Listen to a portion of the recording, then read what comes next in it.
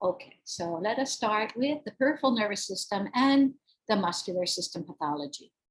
This is just a review of the peripheral nervous system. Okay, the peripheral nervous system. So we have the division, of course, of your sensory and your motor. And then we also have it further divided into your somatic and your visceral. It's just a slide for review so that we become refreshed. Okay, another point of review. Your motor unit is the unit of the somatic motor function. Okay. It is comprised of a motor neuron, and then it has its axon.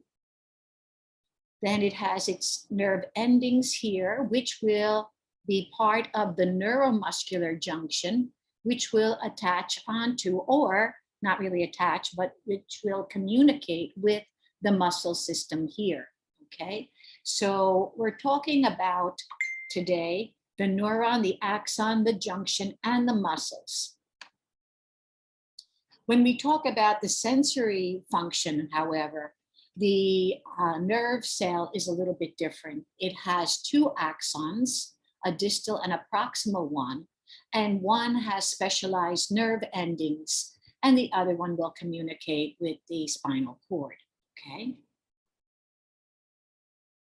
So here is the structural look at your axon and your nerve cell body and your motor end plate.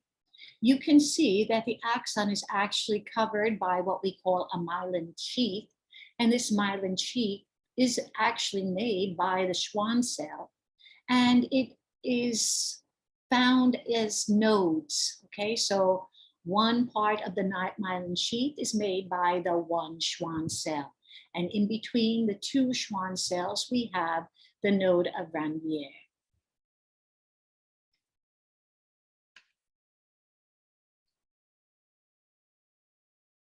More anatomy. We have the epineurium, which covers the outside of a large group of fascicles. And then we have individual fascicles surrounded by a perineurium. And then each individual nerve fiber will be covered by an endoneurium.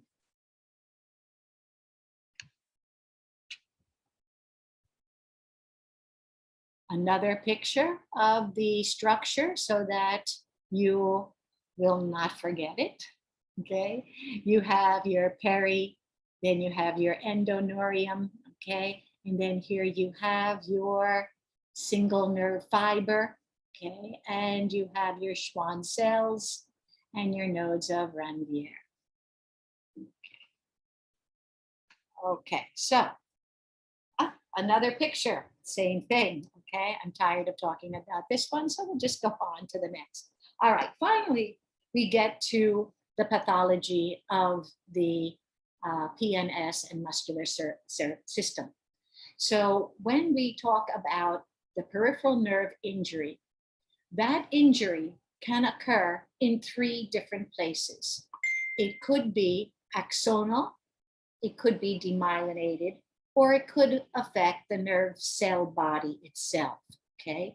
So we always have to remember where is the target of injury for us to understand the disease process. So these are the three targets of injury. Let's start with the most common or the most important, the most classic type of neuropathy, and that would be axonal. Axonal neuropathy is due to the primary destruction of the axon. But then the rest of the sentence says that eventually, if the axon is damaged, the myelin sheath will also undergo changes, okay? So it will also be injured. So even if the primary target is the axon, then the myelin sheath also will be affected. Now, damage to an axon can be of two different types, focal or generalized. Focal, of course, means at one particular point along the length of a nerve. whereas generalized is usually due to some kind of systemic type of pathology, which will involve the whole nerve, from the neuron to the axon to the nerve endings, okay? So the whole thing is the one that is affected here.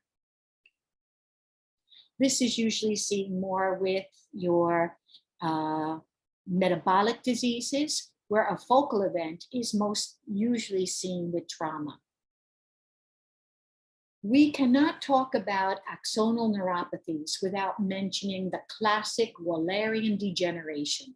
Okay, this is the prototype of disease in your peripheral nerves system. Okay, so here you have axonal injury. So again, the target of injury is the axon. Okay, and this injury is focal. And this focal injury is transection of the nerve by trauma. So think of something that will slice through the nerve. Okay. The axon will break down, but as it breaks down, it will affect the Schwann cells that will start to catabolize their myelin. Okay. And then later, that will engulf fragments of the axon, forming these things called myelin ovoids. So whenever you see a myelin ovoid, you must think that there has been axonal neuropathies. Okay. Now, if there is only 2 to 3 nodes after this transection, then it usually undergoes regenerative activity. However, if the thing is very, very proximal, okay, close to the nerve cell body, then it might eventually lead to the formation of what we call a pseudotumor, okay, also known as a traumatic neuroma. It doesn't repair itself as nicely as expected.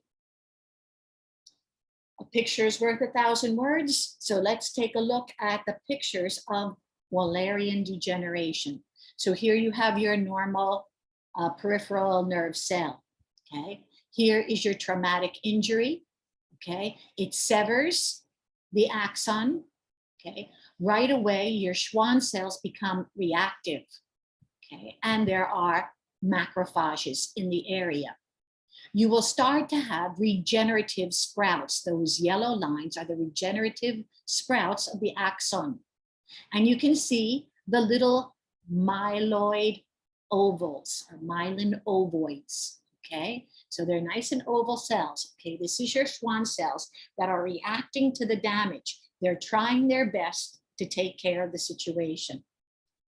Although there might be many branches, eventually the nerve cell will pick out the strongest. The strongest will survive, survival of the fittest, and the others will continue to die off, and you will have one axon again. However, look at this completely repaired axon. You will notice that the myelin sheath gets smaller and smaller, and you will also notice that there is your myelin ovoid, okay? What happens here is, yes, you will get your strength, you will get your sensation or your motor function back, pero it will be a reduced strength, okay, reduced strength. Okay. So again, nerve injury depends on the target, whether it's the Schwann cell or the axon, okay? Now, you have your segmental demyelination, which occurs when the Schwann cell is the one that's affected, while with your axonal degeneration, like your Wallerian degeneration, it is the axon that is the target, okay? However, the myelin will follow. Here is a picture, again, of your normal nerve. This is actually a better picture. I should have started with this one. You can see the nerve cell body. You can see the myelin sheath. You can see the axon. And here you would see the muscle nerve cell junction. And these things, these bola at the bottom, are your skeletal muscles. And you can see that it has what we call a checkerboard pattern.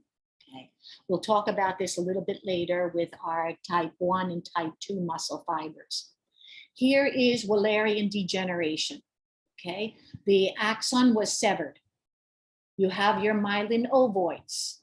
Okay, and look what happens. Your muscle will atrophy, okay, because there's no more stimulation. Here you have an example of what happens with a demyelinating, a primary demyelinating disease, or may problema talaga sa Schwann cell. Okay, so here you can see that you have a segmental type of distribution. Okay, here isa lang problema. Okay, one problem, one sever. Here, there's two different areas. C represents the repair of the nerve.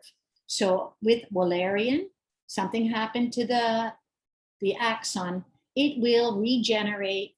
However, the myelin sheath will be lesser and the conduction of this nerve will be slower or weaker. Look at what happens when you have repair of a myelin, a disease that in which the myelin or the Schwann cell is the target.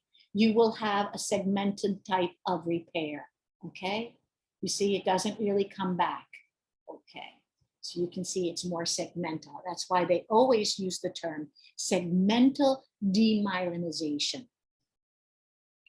Okay, so let's talk about your demyelinating neuropathies. I have already said this, but one more time. The demyelinating neuropathies occur either when there is dysfunction of the Schwann cell or damage to the myelin sheath. We will be talking about hereditary motor and sensory neuropathy, in which you have dysfunction of the Schwann cell. And we will also talk about damage to the myelin sheath, MISMO, which is seen in your GBS or your Guillain-Barré syndrome. The hallmark of demyelinating neuropathies is a slowed nerve conduction, okay? And always with your neuropathies, it is distal more than proximal, okay? Weakness, sensation more in your fingertips than in your shoulders, more in your toes than in your hips, okay? When it is a demyelinating disease, no primary abnormality is seen in the axon. However, we will see with GBS that sometimes the axon also suffers because of a myelin disease. So what is the hallmark, the histologic hallmark of a demyelinization? It would be onion bulbs. Okay, these are concentric layers of Schwann cell and cytoplasm and redundant membrane, okay, which will be surrounding your axon. Okay. So this is frequently seen in chronic demyelinating neuropathies. So again, myelin ovoid, axon is the target. Onion bulbs, the myelin or the Schwann cell is the target. Okay. All right, so we also have diseases called neuronopathologies, meaning that the target is now at the nerve cell mismo, the body, okay? And when it occurs here, you will have the effect both proximal and distal, okay? So that's a very nice way for you to remember that, or for you to try to discern whether it is a neuronopathy or a neuropathy, okay? Very similar in sounds, but a slight difference, right? Your neuropathies are usually all distal. Your neuronopathies are both distal and proximal. Okay, so now we talked about the target of injury. Could be cell body, neuronopathies. It could be axon. It could be myelin or your Schwann cell. 3 different targets, okay. What about patterns? What about patterns of neuropathies? Okay, So we have four different patterns of neuropathies, or how a disease will present itself. You have mononeuropathies, and this very frequently is seen with single nerve damage, like in trauma, like in axonal demyelinization, axonal degeneration. Okay. You have polyneuropathies. These are multiple nerves are affected, and it's symmetric. So ibig sabihin, both hands are affected, both feet are affected. And that's why they call this the stocking and glove distribution, always distal. Okay. Then we have mononeuritis multiplex. This affects multiple nerves, but it's haphazard in its distribution. And this is most commonly caused by a vasculitis. And last, we have our polyradiculopathies. This is when a nerve root is the problem. It is usually symmetric, again, distal and proximal. Remember, the closer it is to the nerve cell body, the more it becomes both distal and proximal. And another very unique characteristics of when it is close to the nerve cell body is that it becomes ridiculously painful. Radiculopathies are ridiculously painful. Okay, so we talked about the target. We talked about the pattern. Okay, so now we're going to spend the next half an hour talking about the etiologies of your nerve cell diseases. There are 5 etiologies, and I will be giving you an example of each. We'll start with your inflammatory neuropathies. Since we know by now that inflammation could be infectious or immune, we will actually talk about the immune first, and we will leave the infectious causes for our second type of etiology. So we will start with our immune neuropathies. The prototype of immune neuropathy is your Guillain-Barré syndrome.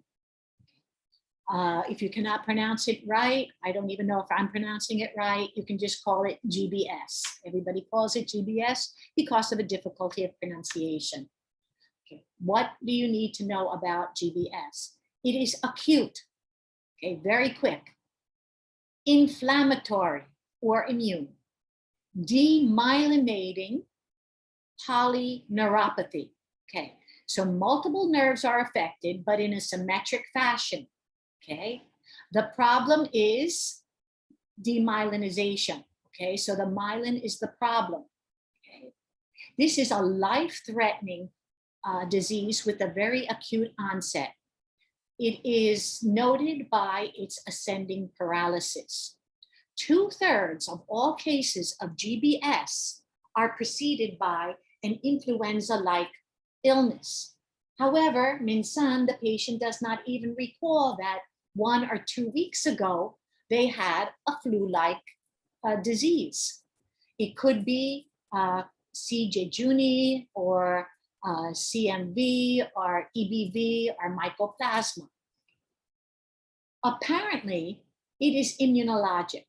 However, the book is not really quite definite as to the actual cause of this immune attack. Okay, in one part of the book, it will tell you it's a cell-mediated immune reaction. Okay, all controlled by macrophages. However, in other parts, it will tell you that there are antibodies present. Okay, so it cannot be completely cellular if there are antibodies present. What we see in the tissue is inflammation of your peripheral nerves. Okay, and this inflammation is basically due to lymphocytes, macrophages, and plasma cells. So again, reinforcement of an immune type of etiology. There is segmental demyelinization of the peripheral nerve, okay? And that is the primary lesion. Axonal damage, however, is characteristic. Okay, so even though the target is the myelin, the nerve does become damaged. the most intense inflammatory reaction is found close to the nerve roots. So there could be pain associated with this disease. Okay. So here is a picture. I think I got this from the book. I'm not sure, or from the internet. And you can see here's your motor neuron. And you see we have these things that look like antibodies. So again, is it entirely cellular immunity, or is it antibody or humoral immunity? I really am not sure. I think it is a mixture. The book is a little bit confusing at this point, so I will not ask any questions about that. Okay, but because there are similarities between antibodies formed from another infection and your myelin, these antibodies will attack, okay, and it will call in your macrophages. Okay, so macrophages, there is definitely a cellular immune response here too. Okay, so the macrophages will start attacking the myelin. Okay, so we are now having a myelin that is attacked. Okay, however, look, you can see your axon was yellow, yellow, yellow here. Okay, because this is the beginning of the attack. The macrophage is on the outside of your myelin. However, look what happens here. All of a sudden, your axon turns from yellow to red. Ibig sabihin, it is now under attack. Okay, so it goes through the myelin and will eventually attack the axon. Okay. So they have found the presence of anti-GD1A antibodies here. So it cannot be strictly cellular immunity. Okay, clinically, what do we see? We see weakness beginning in the distal limbs and rapidly advancing proximal. Okay, most of the time your patient will complain that the feet are, it's so hard to move their legs, and then all of a sudden their hips, they cannot walk anymore, and then they start to come to the hospital, hopefully then, because if they wait until they're starting to get difficulty of breathing, it might be too late. Okay, the deep tendon reflexes disappear early, and there may be loss of pain sensation. However, once the nerve roots get affected, we could also have very painful lesions. Diagnosis is by nerve conduction velocity, which is low. By doing a CSF protein, you will see little or no pleocytosis, but an increase in your protein. If you look at USMLE reviewers, they call this an albumin, let me see my quote go. They call it an albumin cytologic dissociation. So if you see that term, that's meaning that there's a very high amount of protein, but very little increase in the cellularity of the CSF. This is the only time that you see something like this, okay? Now, this remains the mainstay of diagnosis here in the Philippines, is by your CSF analysis. There are antibody tests for this. However, they are not available usually in this country. But we do have GBS. I'm sure you will see this in your lifetime as a physician. And look again at the treatment. The treatment is plasmapheresis, which means that we want to get rid of antibodies, and IV immunoglobulin. Very rarely will they use your steroids. Steroids, remember, will decrease your cellular immunity. They will use steroids here in very serious cases. Now, the prognosis is actually good if you catch it early enough, okay? However, if you don't catch it early enough, 2 to 5% of the patients can die, and they die of respiratory paralysis or cardiac arrest. Okay, so you must be fast. This is not like I have 1 month to work on this diagnosis. This is more like I have a few days to work on this diagnosis, or just a few hours, depending on when the patient comes. Okay, so you might have just a few hours to make sure you know how to treat this disease. So please remember this disease. This is a nice picture that I got from the internet, okay, which helps you to understand the disease a little bit more. So you can look at this at your leisure. So now we go to, sorry. All right, so we now go to our second immune disease of your peripheral nervous system, and that is your chronic inflammatory demyelinating polyradiculopathy. Okay, now, so we have chronic, which is different from GBS. However, this one is inflammatory, GBS is inflammatory. This one is demyelinating, GBS was demyelinating. The nerve root is affected here, and sometimes in GBS, the nerve root is affected. So it's very, very similar, extremely similar, except the history on this one will be quite different. Yeah, most probably there were some colds or viruses or flus or something like that before time. Pero the patient will definitely not remember because it is an on and off type of weakness of the legs. Hindi masyadong mabilis. Yes, it starts with the legs and with the hands, and they do believe it's also due to the T cells and the antibodies, okay? But it lasts for years, okay? So we treat this with steroids, with immunoglobulin therapy, and with plasmapheresis. So very similar treatment even as with your GBS, okay? However, here, you can do a biopsy, and if you do a biopsy here, you will see the onion bulb. You will not see an onion bulb in GBS, even though the lesion is demyelinating. Why? Because it's too acute. Remember, the onion bulb is only for chronic demyelinization diseases, okay? So you will definitely see this one. It's actually more common than GBS. Okay, there are other inflammatory immune etiologies of neuropathies.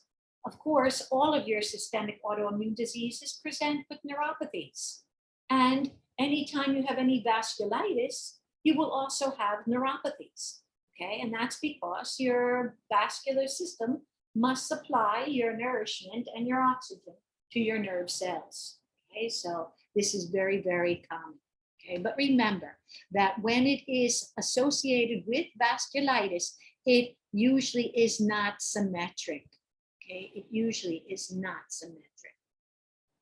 Okay, so now let's move on to our second etiology, which is your infections.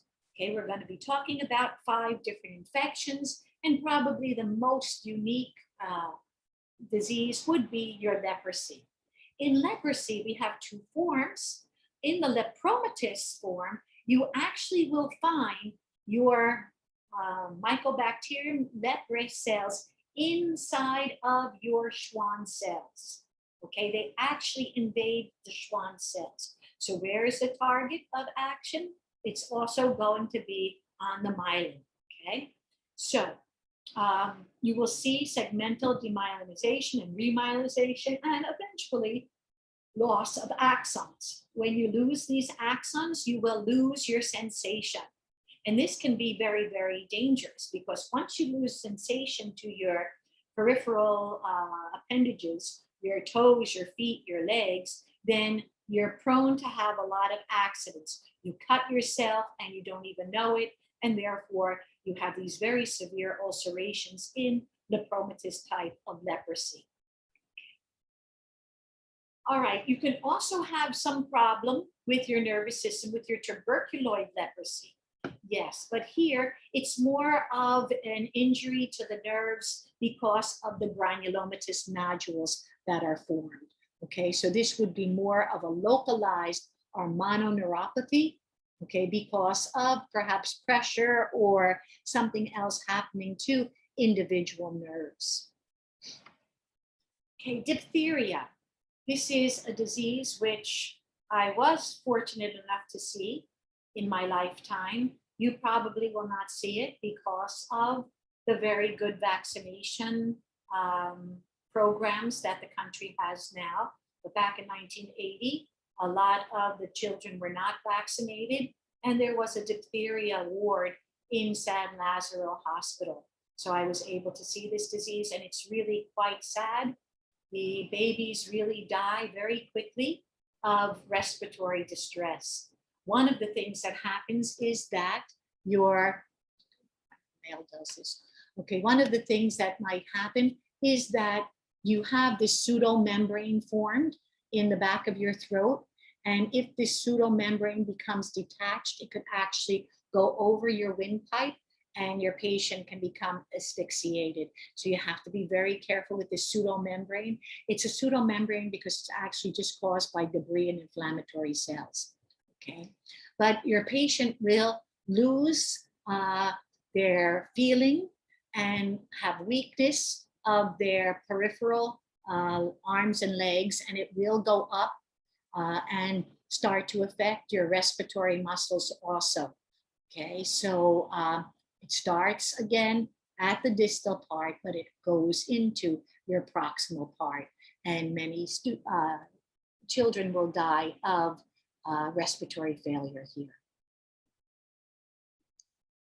Okay, you will definitely see this in your practice. This is your herpes zoster. In fact, you might even have the pleasure of having this disease. I've had herpes zoster, okay, when I was under great amount of stress. This is a latent infection. It usually occurs in people who have had chickenpox as children, okay, and when you have chickenpox as a child, the virus actually goes to sleep in your neuron. Okay? So this is a neuronopathy. Okay, this is a neuronopathy. And when you become stressed, tired, overworked, whatever, these organisms, this virus becomes reactivated, okay? And it produces a painful vesicular eruption limited to different dermatomes. Thankfully, the dermatome that I was inflicted with was on my thigh, so it wasn't that bad. I just couldn't sit down nicely, but that's really not that much of a problem. The worst is when it affects your trigeminal area, because you could actually have scarring of your cornea and your vision could be affected. Okay, more commonly, it is of your thoracic area. So eventually, if this is severe, you can actually have destruction of your neurons, okay, which is not good at all. This is the most common of your viral infections of your peripheral nervous system. And if you look for this organism in the microscope, you might see some intranuclear inclusions, but they're usually not found. Okay, Lyme disease. Yes, I had the pleasure of having Lyme's disease also. Lyme's disease is caused by a tick bite, and you might say, oh, we should have that in the Philippines. My dog has so much garrapata, but unfortunately, it is the deer tick that does this, and the deer tick is only seen in temperate climates. So you might not really see Lyme disease in your future. Okay, but the late stage of this disease is ridiculously painful. Yes, I felt that this was more painful than the herpes zoster. I think it was, well, it was kind of on par with the type of pain that you get here. Fortunately, I didn't have any problem with my facial nerves, so I was able to get over this. This was way before I entered medicine. When I was a high school student, I had Lyme disease because I went camping in a forest. Okay, next we go to HIV and AIDS. I hope never to have this disease. I talked about 2 diseases I had. I hope to never have HIV AIDS. Okay, this is a very sad disease. Of course, the Philippines is number 1 in our AIDS cases. Okay, so this causes a peripheral neuropathy, which is likely related to immune dysregulation. But remember, your HIV virus has 2 cells that it loves, and that is your T cell and your nerve cell. Okay, so this actually causes a lot of different neuropathies. Okay, it causes so many different types or various patterns of neuropathies that on a multiple choice question, if they say, does this cause this type of neuropathy? The answer is yes. HIV can cause all different types of neuropathy. Okay, so all of the above, please. All right, so now we move on to our third type of etiology, and that would be metabolic. So an example of a metabolic disease would be your diabetes mellitus. Okay? Both type 1 and type 2 will have nerve cell abnormalities. Usually it presents with a tingling sensation, going to a loss of sensation in your distal extremities. If you've noticed all day this lecture, I've been saying distal, okay? Neuropathies are always starting distally, okay? So distal problems, your toes, your fingers become numb, especially your toes, okay? They become numb, and there are vascular pathologies involved here. So we have a lot of different problems. Axonal neuropathy is predominant, okay? But we can also see some segmental demyelinization in chronic cases. Okay, so it could be both axonal or demyelinization. Both of them need food from your blood vessels. Okay, now what we see are your arterioles are thickened and hyalinized, and there is basement membrane replication or duplication. Clinically, decreased sensation in the distal extremities, loss of sensation, numbness, or my internet is unstable. I hope you can hear me. Or even painful lesions. The painful lesions are sometimes described as lightning shots, okay, or lightning rod pain that starts usually from the periphery going towards the proximal area. There are some dysfunction of the autonomic nervous system also. We have cranial neuropathies, we have radiculoplexal neuropathies, so many different patterns are seen here, okay, but most probably the lesion is really not in the Schwann cell or the axon itself, but really coming from the outside, your blood vessel supply. Okay. So we have uremia. Uremia, of course, is the clinical condition of the buildup of azotemia, or the buildup of your blood urea nitrogen. You will have distal symmetric neuropathy, which presents as muscle cramps and diminished deep tendon reflexes. Okay, and usually it's aimed at the myelin. And lastly, hypothyroidism can also affect your nerves. Nutritional deficiencies. You have cyanocobalamin. This usually affects the long tracts of the spinal cord and your peripheral nerves, so you're going to have very serious neuropathies in this disease, as you will also in thiamine. Okay, you'll have your beriberi, but you will also have your peripheral neuropathies, which are much worse, especially if your thiamine deficiency is due to excessive alcohol ingestion. Okay, so now we finished immune, infectious, metabolic. Okay, no, we haven't finished metabolic.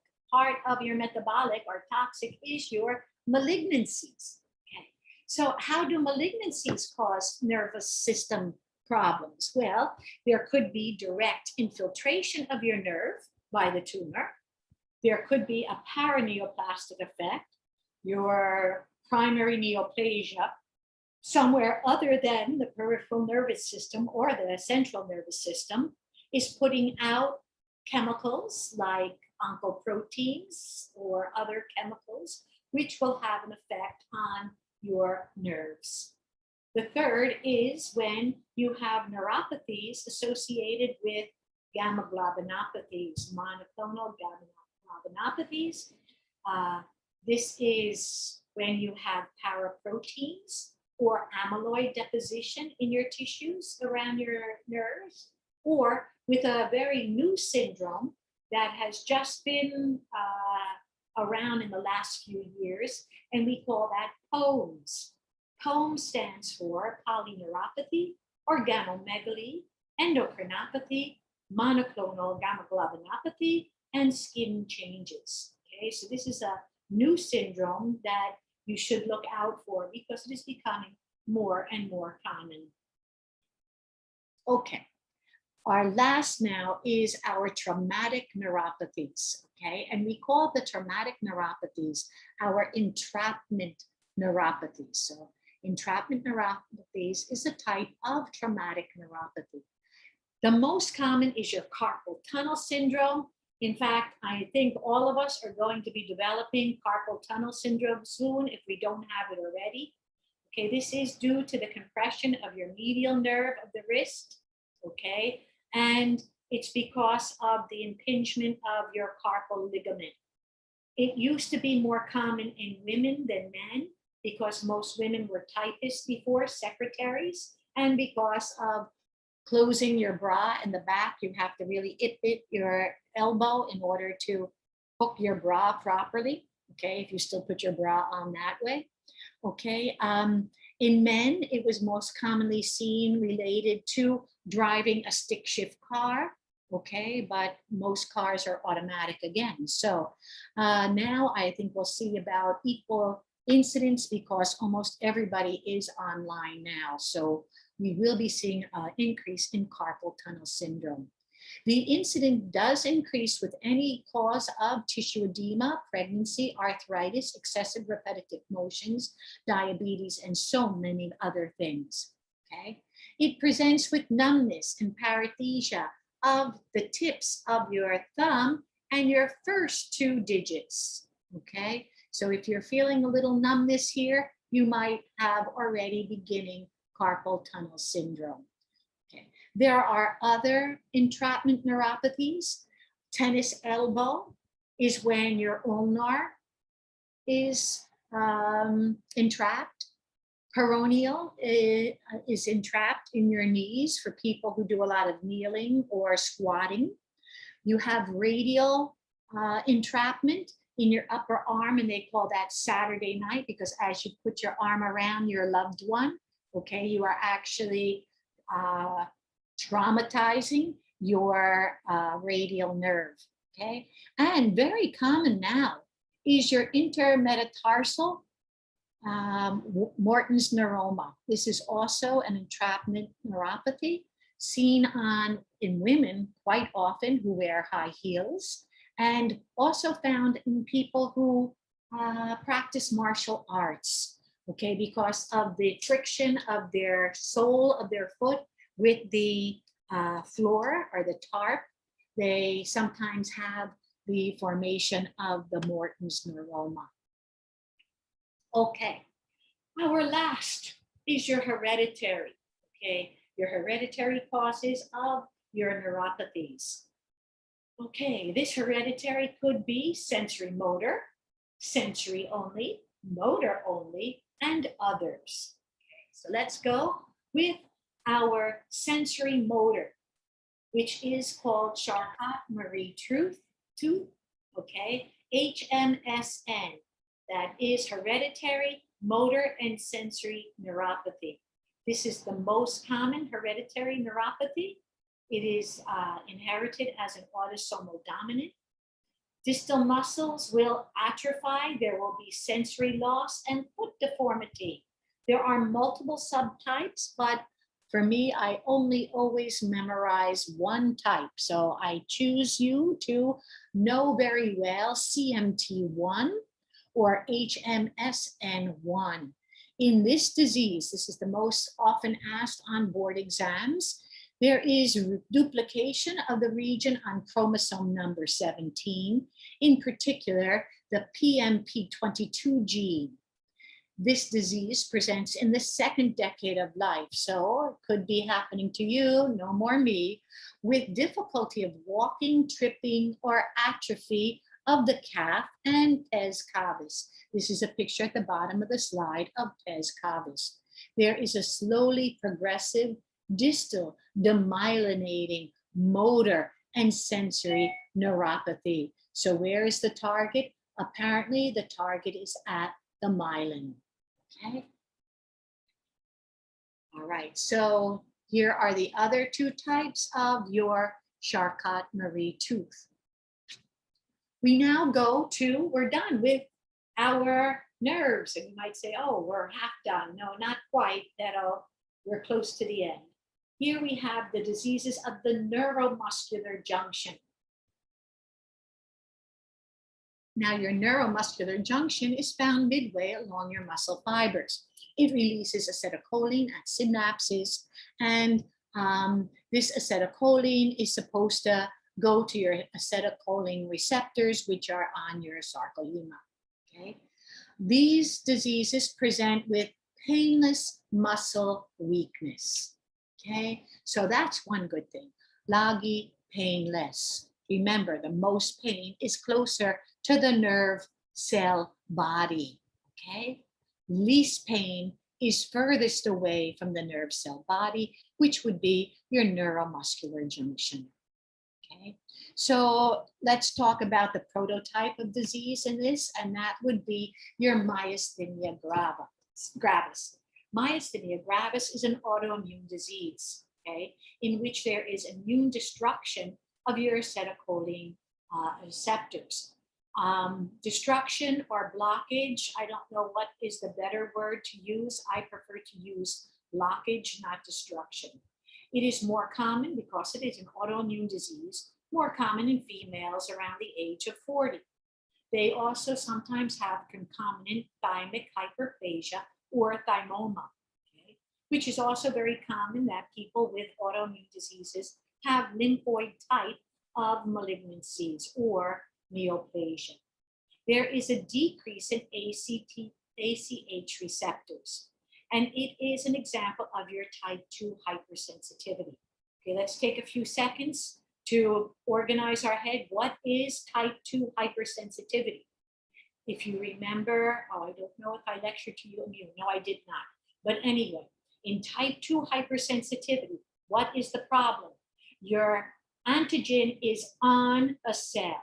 It is on a cell, okay? So what happens here is you have antibody-directed cell cytotoxicity, ADCC, right? So your antibody will hook on to that antigen on your cell. Okay. Usually what happens is it causes cytolysis. And that's what we see with transfusion reactions, with erythroblastosis fetalis, okay, that type of reaction. However, in this disease, it doesn't really destroy the receptor. It just continues to hold on to that receptor, okay? So in other words, it blocks the receptor from reaching out and accepting acetylcholine, okay? So it just stays on that receptor and makes that receptor non-functional. So this is non-cytolytic type 2 hypersensitivity.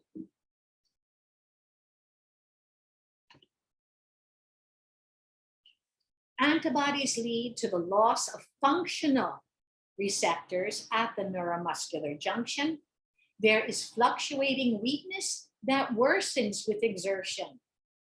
It very, very unusually starts in the eye muscles, okay, with either diplopia. Your patient will come and say, I cannot focus, my eyes are going every which way, or with ptosis, meaning your eyelid falls down, just as what is pictured here.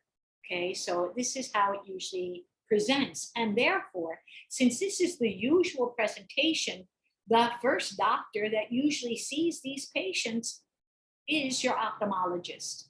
Okay, so of course, you'll tell these patients, relax a little bit, because when you don't work so hard, you don't have the signs and symptoms as bad. However, eventually they will have to take the anticholinesterase drugs, prednisone, plasmapheresis, and if there is a neoplasia, you'll have to have it resected. Okay.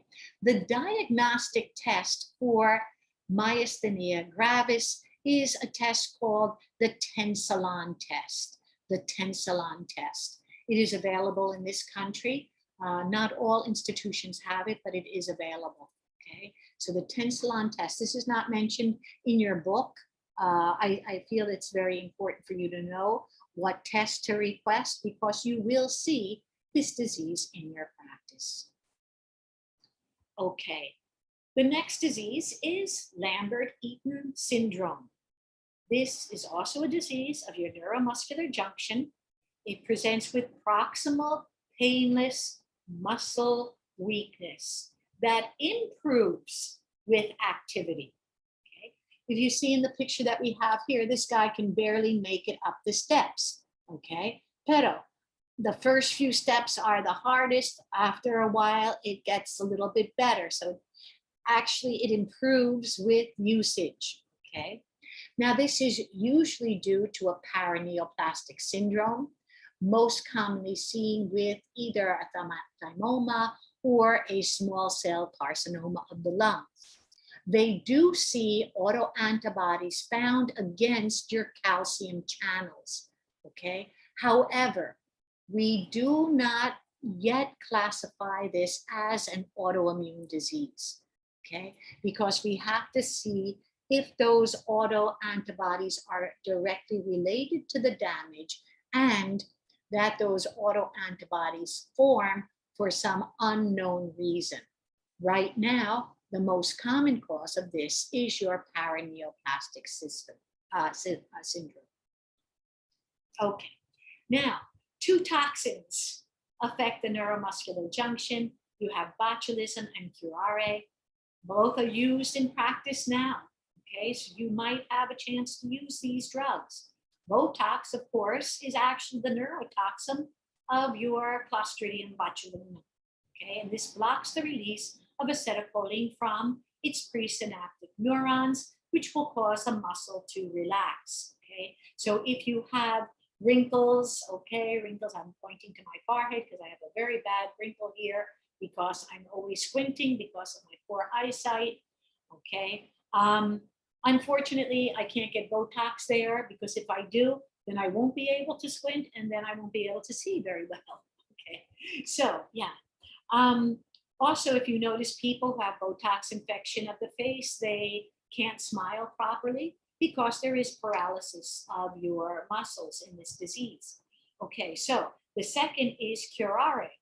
Curare is used in many different fashions. Curare is used in animals when they shoot them with darts so that a wild animal will stop charging. It is used in patients with severe seizures so that they will stop seizing. It is found in a way to kill somebody, curare poisoning, okay, which is frequently seen in things like Agatha Christie novels, okay? And then, yes, it could sometimes be used in certain surgeries. So we still do use curare. It is dose related, the effect. If you have a large effect of this curare, talaga, your muscles of respiration will also be paralyzed and you will not be able to move or breathe. So it's very serious, okay, muscle relaxant. Okay, so we're going to now go on our third component of our motor unit, okay? So that is our skeletal muscle.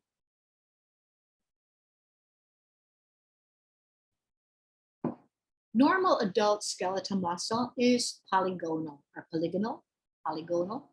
Okay, in an infant, it is round. The cross-section diameter of the individual fibers vary on a person's age, specific muscle, and functional status of the fiber.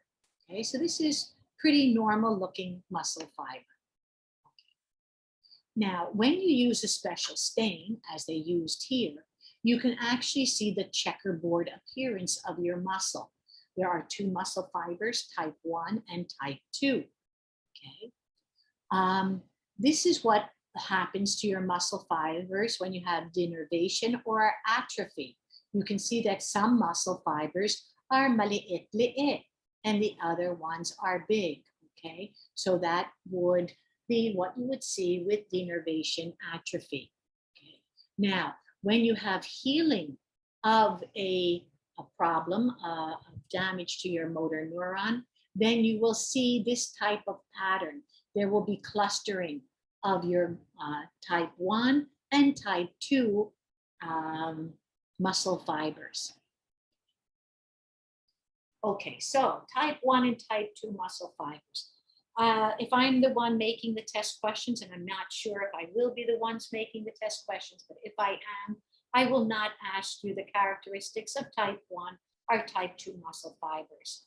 Okay. However, you might need to know this for board exams or whatever. The reason why I'm not asking you is because I have enough pathology questions to ask.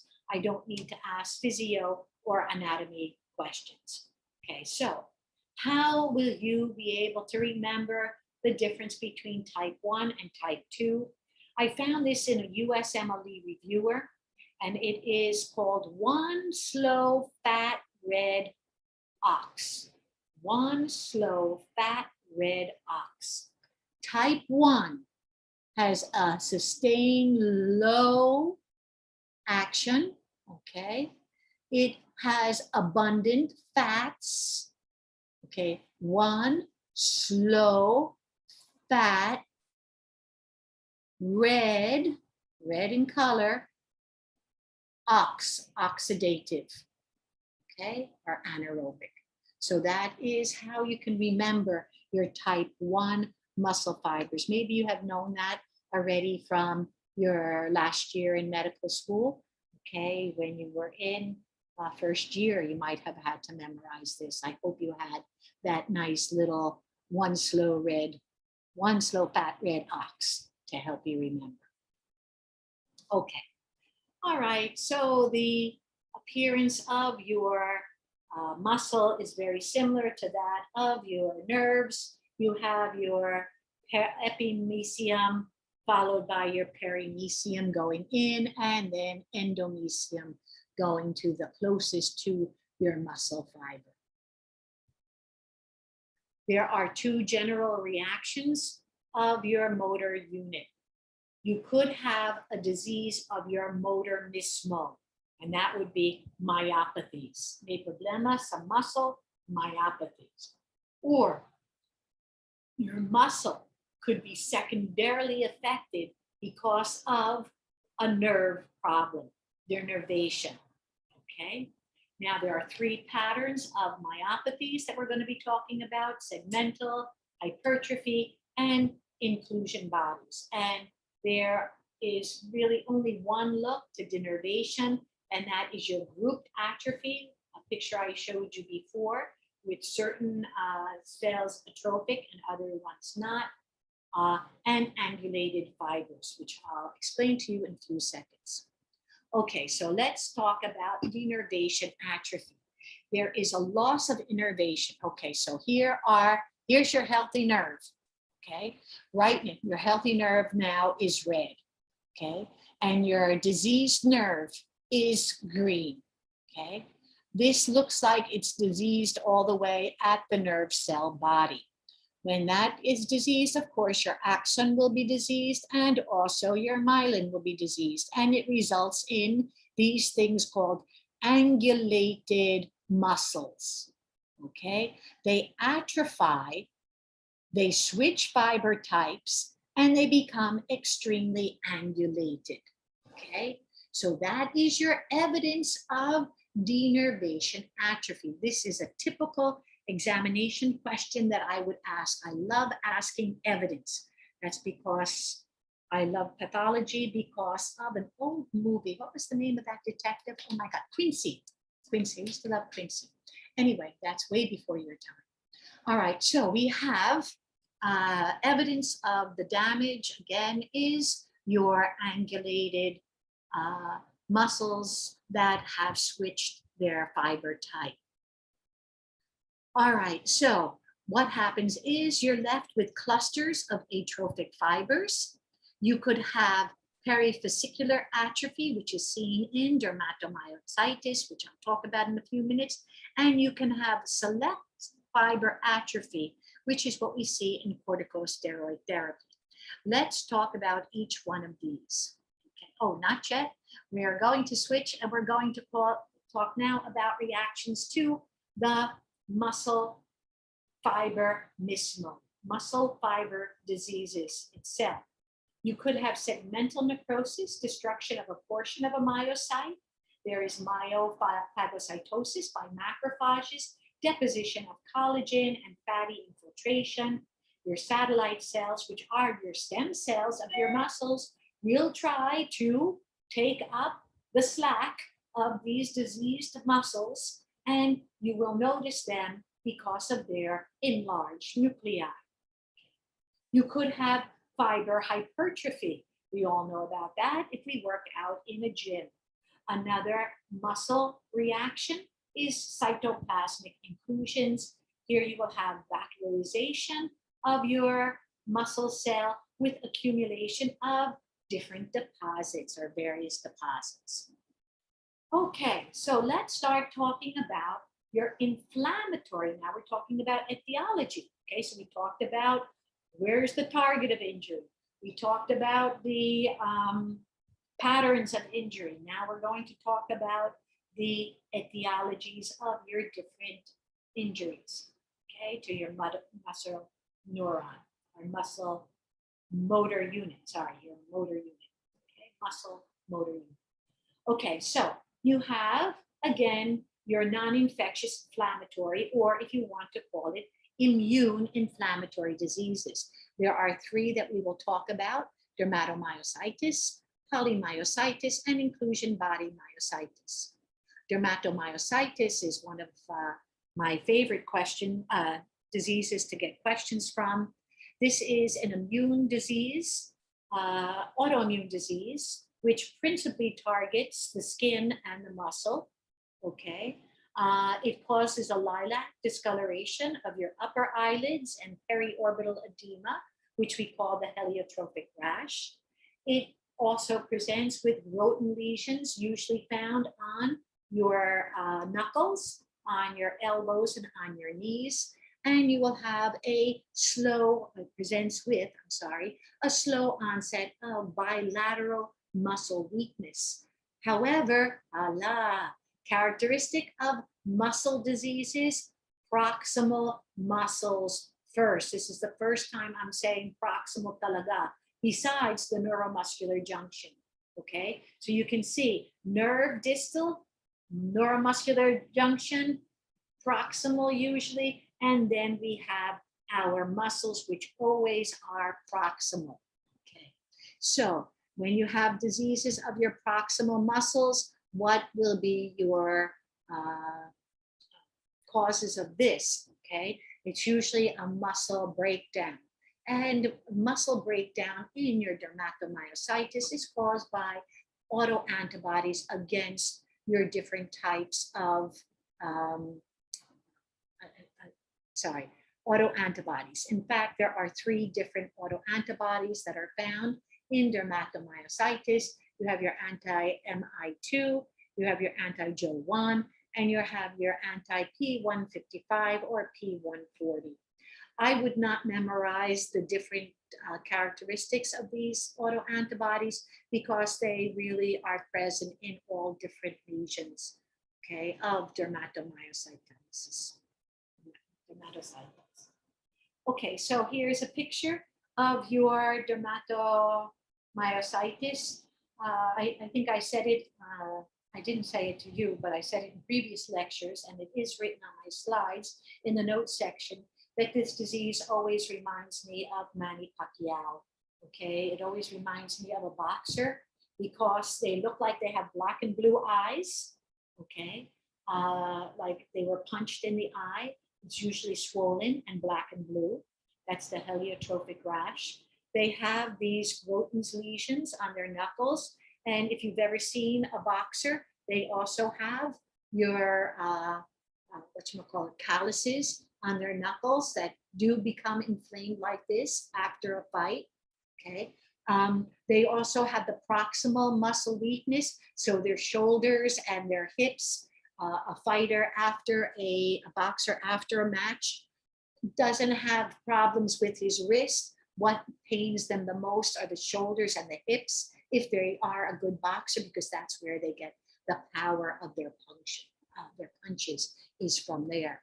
Okay, what do you see on in the microscope? You will see this perifascicular atrophy. Perifascicular atrophy is what we see. Okay, so it should be your perifascicular perimecium here is where it should be covering your bones. But look at that, you see all inflammatory cells in your perimecium.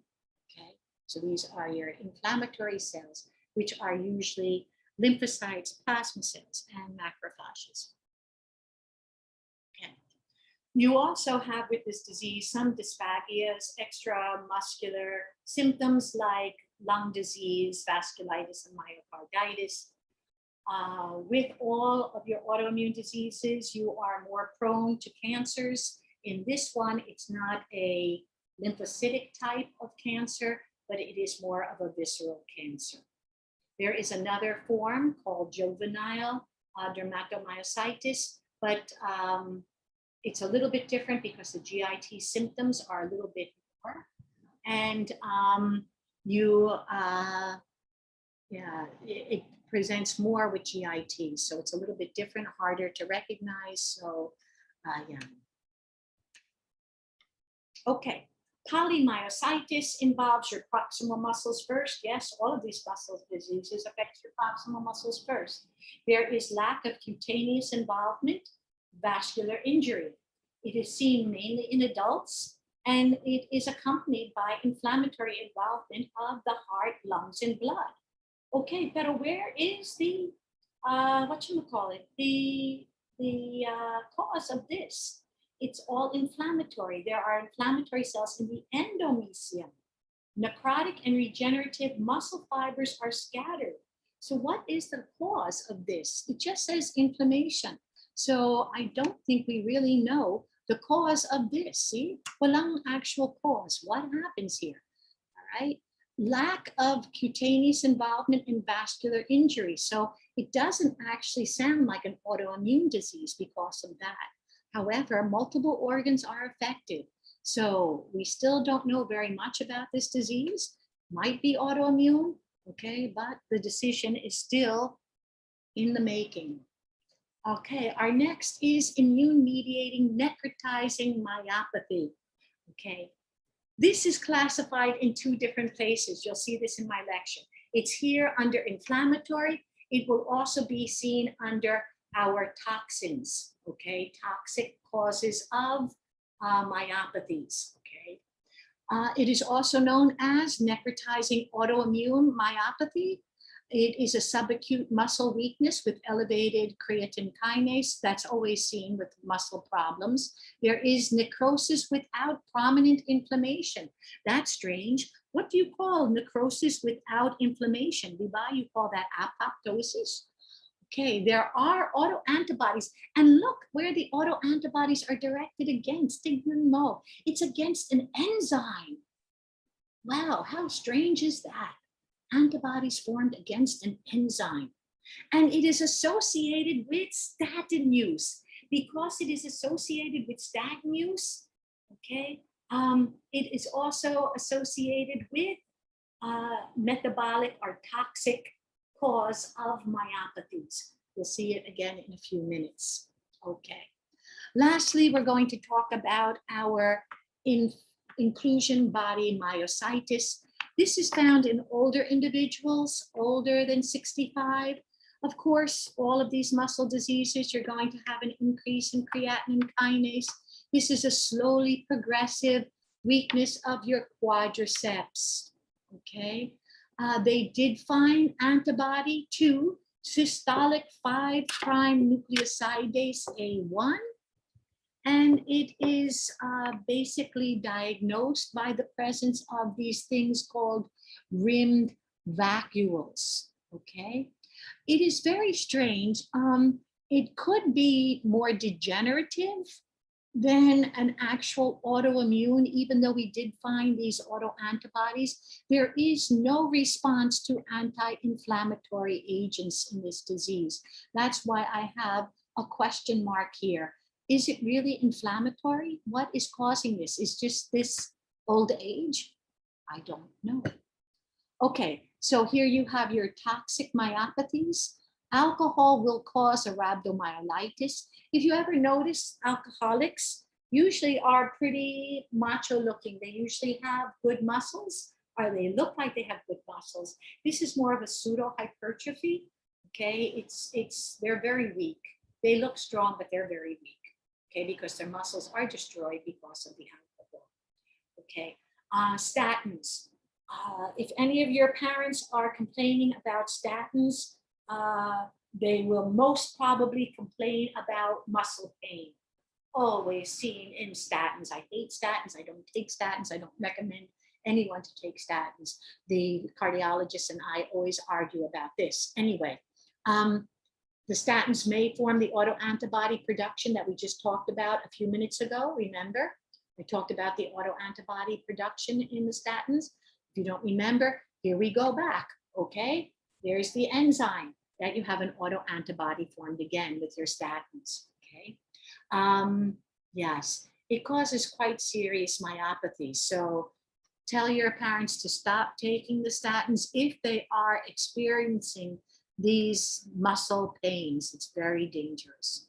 Okay, you can also have corticosteroid ICU myopathy, it's called.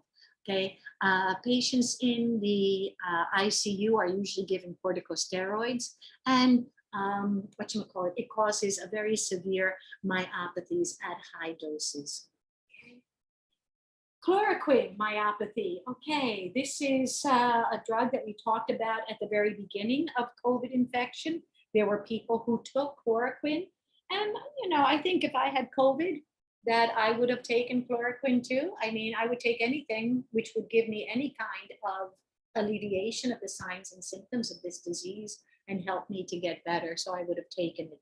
However, chloroquine, when taken in very, very high doses, can cause myopathies, okay? And it is usually noted to have these vacuoles, okay? So vacuoles that are seen in the myocytes is related to your chloroquine intake.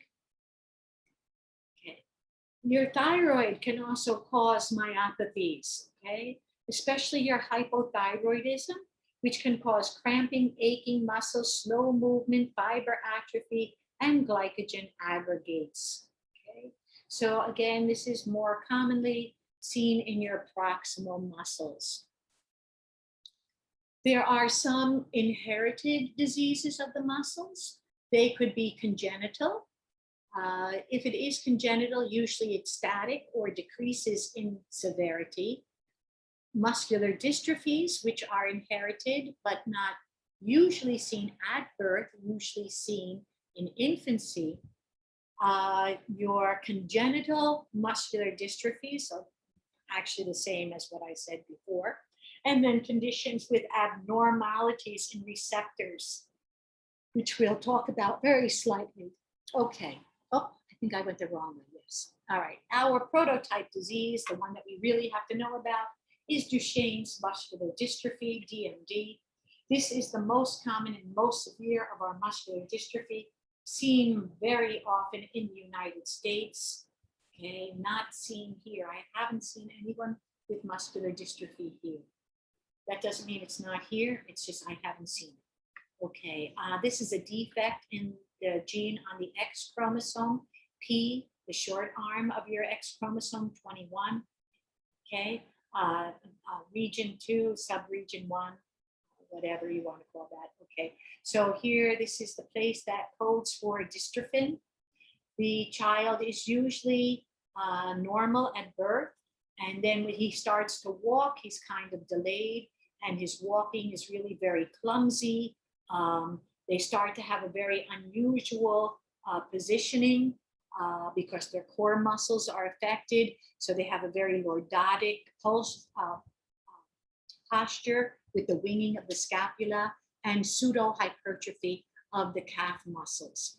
There is a variant of this disease called Becker's muscular dystrophy. It is less severe.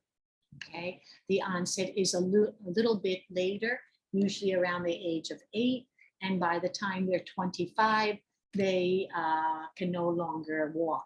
Where in Duchenne's, they don't live long. Okay, they don't live long because they die of usually pneumonia, because the muscles, their proximal muscles are so affected. Okay, one of the ways you diagnose your Duchenne's muscular dystrophy as a pediatrician would be the Goer's maneuver. Goer's maneuver. Here they have the picture of Goer's maneuver, how the child must stand up to an erect position, first by using his arms because his muscles here are so weak. And then he has to prop himself up. Another way to know it is if they're sitting in an armchair, they will use the arms of the chair to pick themselves up, okay? Not their leg muscles, okay? The hip muscles are very affected. This is the lordotic stance I was telling you about here, okay? They have to stand like this in order to get their balance because their core muscles are gone. And that is why you have the winging of the scapula also. Okay. All right, now, even though they might look like their calf muscles are big, we call that pseudohypertrophy.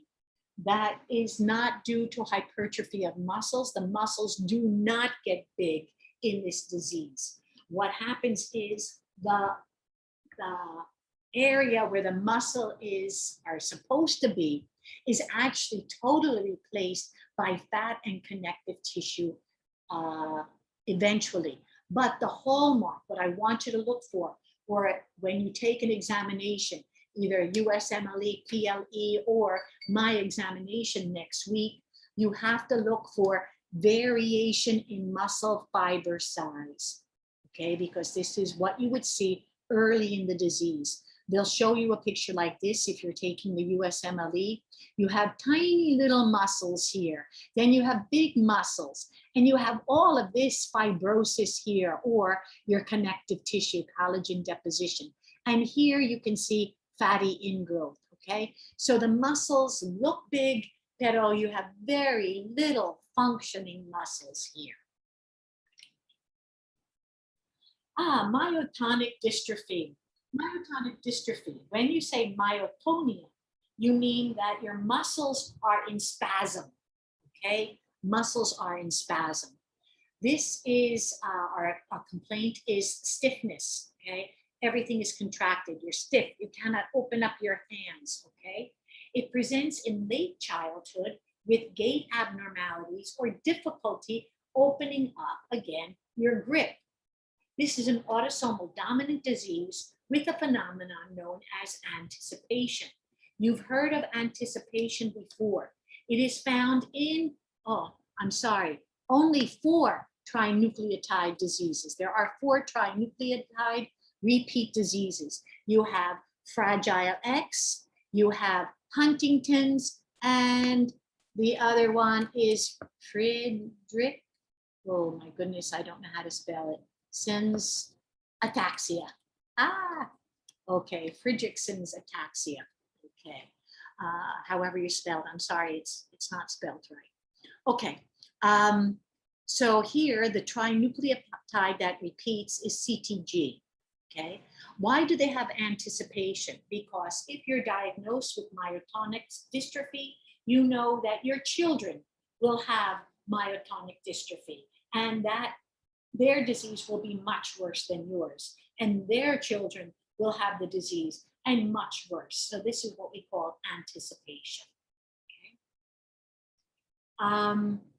This is actually seen in a certain area in the Philippines. There's a large concentration of this disease. It's in Guimaras Island. Okay, they have a large population of this, and I think this is where the wives' tale of your Aswang came from because of the look of the individuals with this disease, myotonic dystrophy. Let us take a look at what the people look like. You will have muscle atrophy. Your temporalis muscle becomes totally atrophied and your skull gets sunken in. You lose the hair, frontal balding. You will have cataracts. You will have ptosis of the eyes. Okay, the mouth will no longer be able to smile because there's weakness of your facial muscle. You will have very prominent clavicles, okay, because of the wasting of this sternocleidomastoid muscle. And there will be some endocrinopathy here, which will give you gynecomastia. So that is myotonic dystrophy. Other muscular dystrophies that are inherited is your Emery-Dreifuss. This is a picture of Emery-Dreifuss. It affects your arms and your calf muscles, okay? Your peroneal nerve, peroneal muscles and your humeral muscles, okay? Muscles in your arms, okay? So then you have your scapulohumeral dystrophy. Okay, it's confined to your facial muscles and your shoulder girdle, and you also have your limb girdle muscular dystrophy, which will affect, of course, your limbs and your proximal muscles. Inborn errors of metabolism can also cause myopathies. Most easy to remember is your McArdle's and your Pompe disease. This usually presents with the people having severe muscle pain with exercise or fasting. Then you have a group of disease called your mitochondrial myopathies. Remember, with mitochondrial diseases, you've heard of this before, you have maternal inheritance. I think this was in your chapter of genetics, you talked about maternal inheritance. The prototype of this disease is your Leber's optic myopathy. We have very rare cases of Leber's optic myopathies in this country. Here you have proximal muscle weakness, elevated creatine kinase or creatine, and you have your rhabdomyolysis, okay? Remember what we mean by maternal inheritance.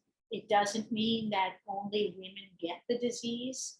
It's only that only women can pass the disease on to their generation, okay? So if I had myocardial, if I had Leber's optic myopathy, then I would give it to both my sons and my daughters. But my grandchildren from my daughter would have it, but the grandchildren from my sons would not, okay? That's maternal inheritance. Okay, you also have mitochondrial myopathies. This is what it looks like.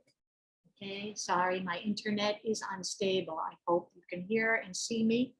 Mitochondrial myopathies, this is what you would see, ragged red fibers with a special stain.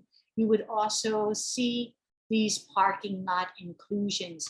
Of course, this is seen on electron microscope, so you wouldn't really see this when you do a muscle biopsy, okay? You would have to use a special stain in order to see the ragged red fibers. Very interesting congenital myopathy is called spinal muscular atrophy. This is due to a loss of motor neurons in uteri, okay? It results in floppy babies. When a baby is born, the pediatrician or the neonatologist will sometimes hold the baby in the palm of their hand like this, put their hand up and put it down. And the baby's response should be, his arms will be hanging down, but then when he goes down, he goes up like this. They call that the parachute phenomenon, right? The parachute reflex, okay? These babies do not have that reflex, okay? And therefore they're called floppy babies. As they go up and down, their limbs will continue to dangle. Okay? This is an autosomal recessive disease where there is a deletion of your survival motor neuron gene. Okay. All right. You can have ion channel myopathies. These are autosomal dominant diseases. We do have this in this country where you have periodic paralysis seen in people. I had a runner in one of the societies that I used to be active member in. He has recurrent hypokalemia. No matter how many bananas he eats, he always gets hypokalemia. He has to be hospitalized, and we have to infuse calcium in this, potassium in this kid, because he just keeps getting this terrible paralysis because of this, which is dangerous because he rides a motorcycle, and it scares me when he does that, because he gets these really kind of acute types of paralysis. Okay, so usually it is with either too much potassium, too little potassium is what you'll see, or a malignant hyperpyrexia. Okay, these all affect your ion channels. Okay, so we are done with the usual diseases of our peripheral nervous system and your motor neuron. We are now going to talk about neoplasias, because we cannot talk about any organ system without talking about neoplasias. So we're going to talk about 3 different neoplasias here: your schwannoma, neurofibroma, and your malignant peripheral nerve cell sheath tumor. Schwannoma is a well-circumscribed, encapsulated, firm gray mass, which is benign. There is an admixture of dense and loose area referred to, I don't know why they call them this anatomy A or anatomy B. Basically, when you look at the microscope, you will see one part of the tissue which will look dark, and another side which will look light. You'll see light and dark zones, and they call them anatomy A and anatomy B. I didn't have enough time to look up where anatomy comes from. Okay.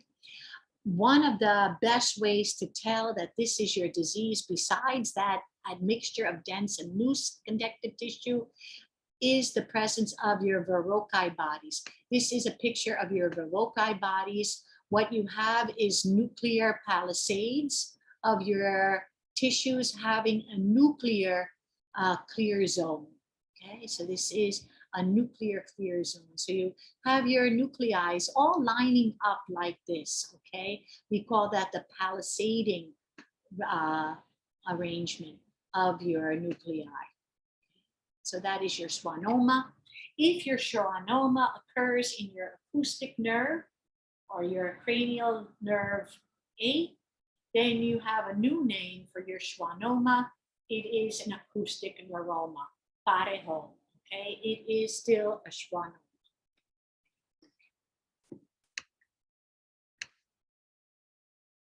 Then you have the neurofibroma. This is a localized cutaneous. Sorry, my internet is fluctuating for some reason this afternoon. Okay, localized cutaneous neurofibroma, small, well-demarcated, unencapsulated mass.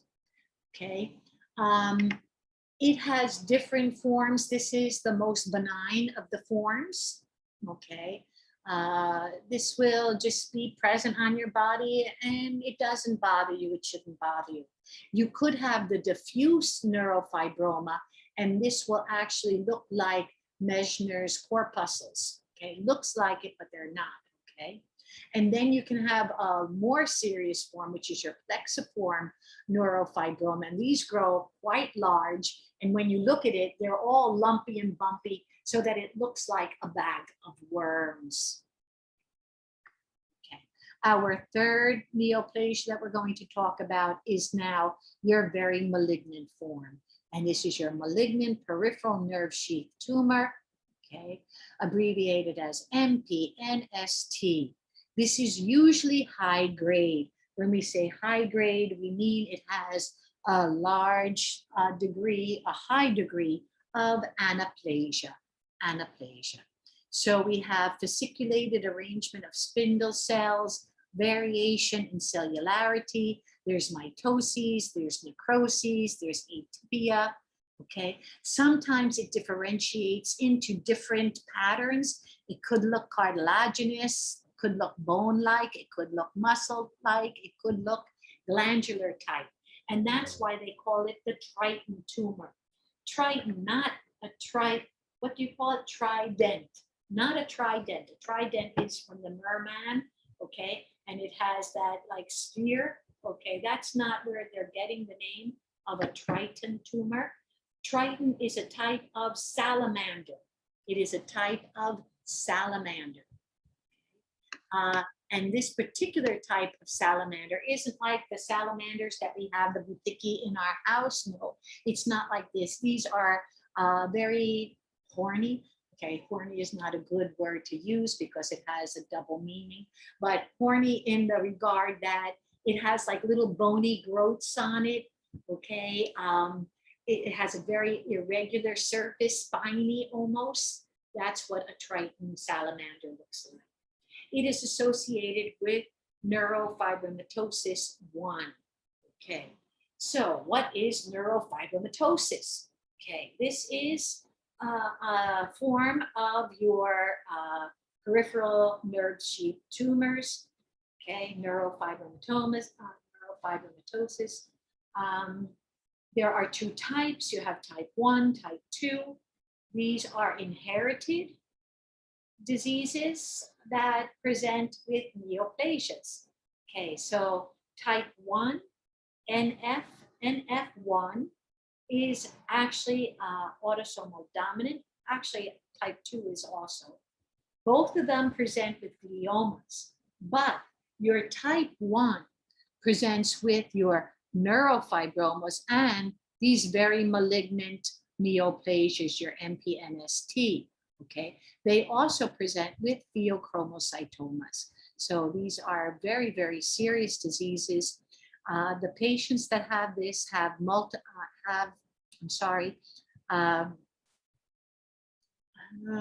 mental retardation, seizures, skeletal defects, pigmented lesions called cafe au lait spots on their skin, and Lesch nodules in their iris.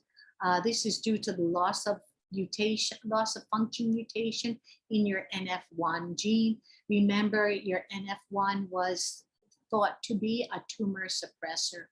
It is one of your tumor suppressors. If you remember from your chapter on neoplasia, it is a tumor suppressor. Your type 2 is not as bad. You will have schwannomas, you have meningiomas, you'll have gliomas, and you'll have bilateral acoustic neuromas. Okay, pero it's really not as serious as your type 1. Now, here are some pictures of your type 1 neurofibromatosis. This is the cafe au lait spots on a patient. These are Lesch nodules in the eye. And this is the patient with the neurofibromas on their body. If you would like to see a nice movie about neurofibromatosis 1, you can watch Elephant Man. It was the actor there is one of my favorite singers, David Bowie. Okay, you don't probably know David Bowie anymore because that was way, way before your time. But David Bowie was the actor in this disease. He did a very good job. And he really depicted a life of somebody with this neurofibromatosis 1. Okay, so I think that is the end of my lecture. Does anyone